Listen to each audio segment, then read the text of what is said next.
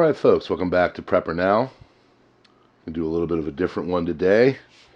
Thought we'll open up, not a drive and ride, but a hang out in my office and talk, because I've got a little bit of moment to do so. Hopefully you're having a good Sunday.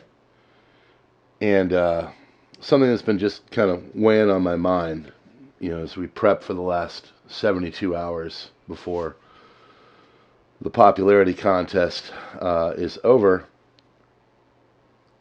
First thing in my head is that realistically nothing is going to change too much. It's, the worries, of course, of what's down the road, what's down in a few years, that kind of thing. Initially, and I don't really know who's going to win. I've said it many times. Trump is a speed bump. Harris and the administration, they're called presidents for a reason. They preside. It's really the administrative forces in the background that are doing all this stuff.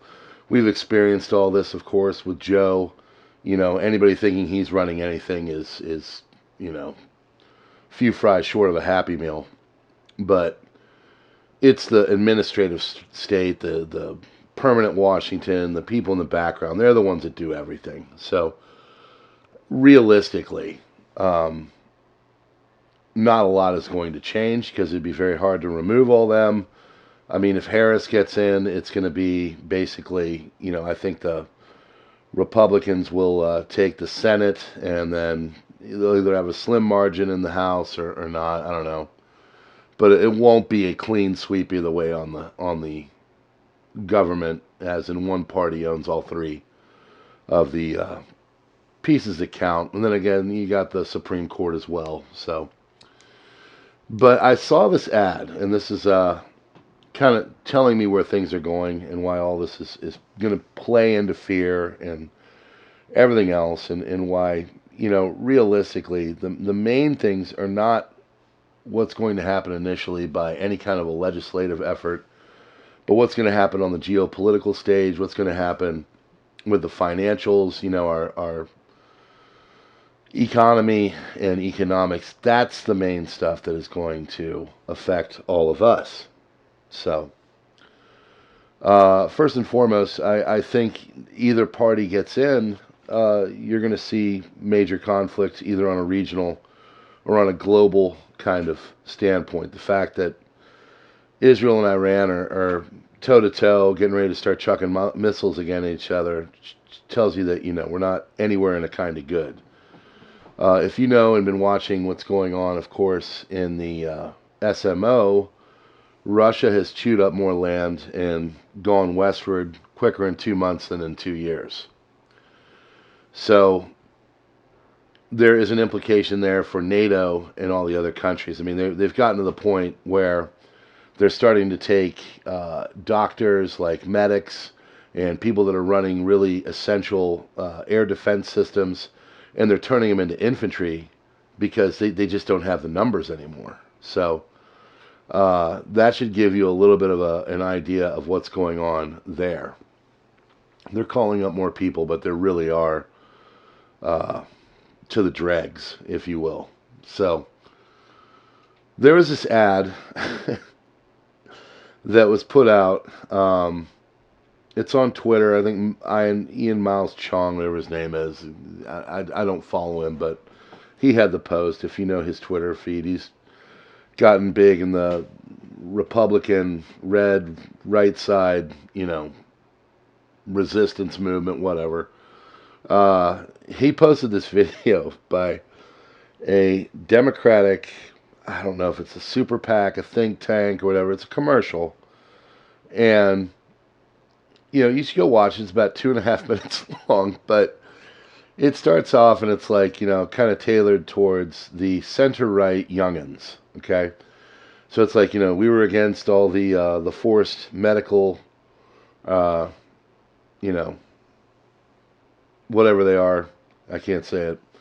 We were against, a lot of against the censorship and the, anti-freedom of speech.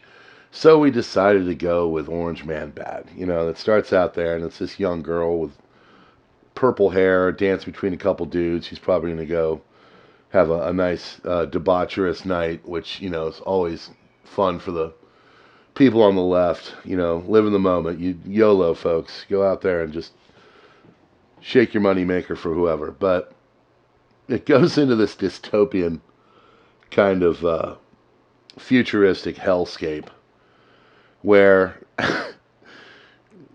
Trump evidently passes away, okay, and it leaves the world to J.D. Vance, who becomes this like supervillain, and he's only 39, and he starts doing all of these really intensive executive order legislative stuff. Somehow Peter Thiel like gets in charge of the military, and they go out and they create AI super intelligence to basically subjugate the people. And what goes from people voting against, forced medical stuff and, hoping for freedom of speech to this science fiction dystopian nightmare like, whatever, Logan's Run or something. And people are just out in the streets, burning fires because the environment goes nuts and everything goes nuts, and it's just the whole world is nuts. And then you're left to a world where J.D. Vance is emperor for life. Elon Musk is a supercomputer who has uploaded his consciousness into this thing, and it just like plays to the most banal, stupid elements of the youngins. That's all I can put it as. And it just shows, like, first and foremost, the mental state of a lot of the people on the left and where they think things. I mean, if you have seen some of these scenarios that these people have created, and, I've got friends on Facebook. I don't go to Facebook. I don't use Facebook. I've got a profile. My wife basically manages it by putting up, kid photos and crap like that for the family and cousins. But yeah, I've got friends that I'll just every once in a while go on there, and you'll see what they're posting. I mean, they literally think that this kind of a scenario is possible. And so what that tells me is that there are many people on the left that think that this type of a scenario is possible, and that they're basically going to resist in ways that really could potentially be, especially the younger, more, I don't know, adept to, their form of leftist resistance.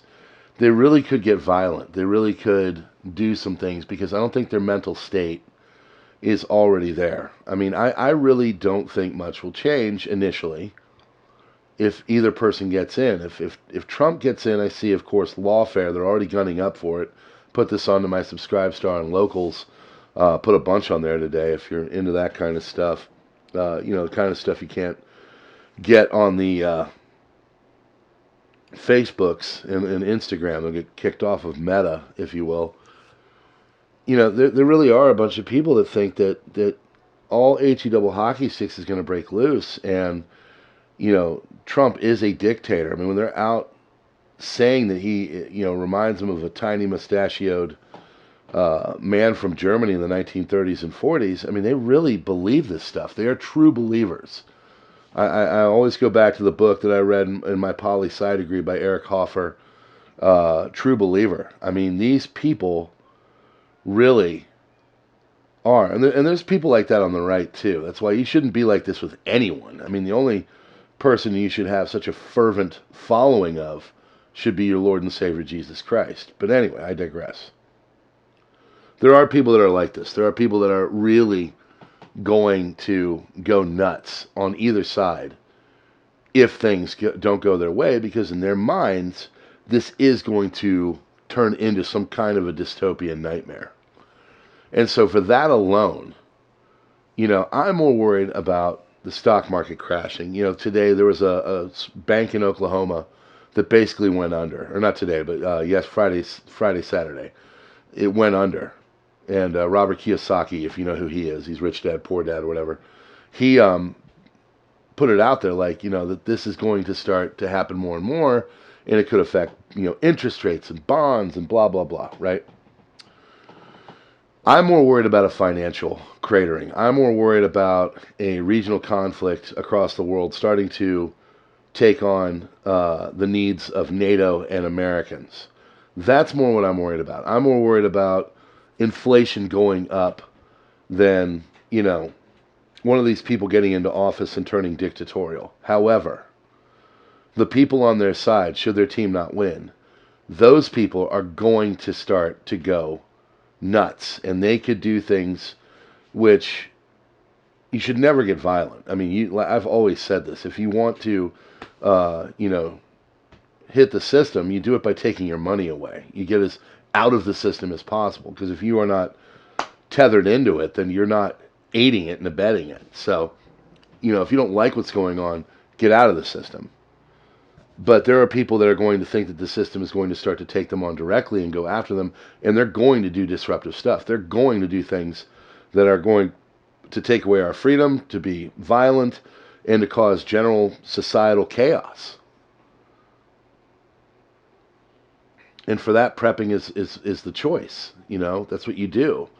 I was watching David Dubine Adapt 2030 last night. He put a thing about the Valencia floods. And he's like, the people that were in these apartment buildings that got hit by this, that haven't been able to get to, because there's literally roads that are caked in mud that you can't travel over. If they just had 5 to 7 days of food and water, they'd be okay. So, check yourself. Do you have that? Can you handle a major disruption? Can you handle a cyber attack? Can you handle a major, weather-based catastrophe? Can you handle, of the inevitability, I think, of conflict and all the rationing and lack of access to, and price raising that will come from that? That's the kind of stuff you should be focused on. Okay?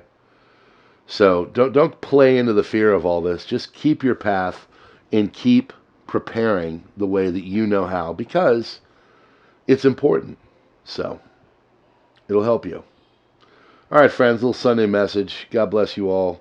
Check out the links in the description. Thanks to all my members. You make all this possible. $2 a month. It's quick. It's just a great way. I don't try to pimp any products to you. I just try to come here and give some common sense ideas for prepping, and then, of course, the crisis report on my other channel to give you all of the war information. By the way, I've never had more views, and I'm not making the money I used to. So that channel is completely in the bad boy box. So support there is critically important.